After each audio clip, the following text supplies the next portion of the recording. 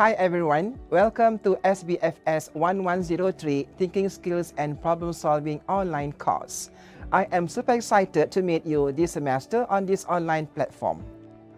In this course, we will learn the thinking process, its importance, and the phases involved, the roles and functions of the left and right brain, the characteristics and applications of both critical thinking and creative thinking, identifying reasoning, the acceptability of reasons and claims, and evaluating inferences. Moreover, you will be also exposed to problem-solving strategies, common tools, and techniques. The final section of this course covers the decision-making process and strategies. We have Google Meet meetings, e-lessons, e-forum sessions, and so much more. Also, this course page has learning resources that have been uploaded and embedded.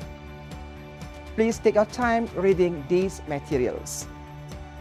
Finally, be sure to bring all your questions with you when you meet online. Have a good day and we will see you soon. Happy learning!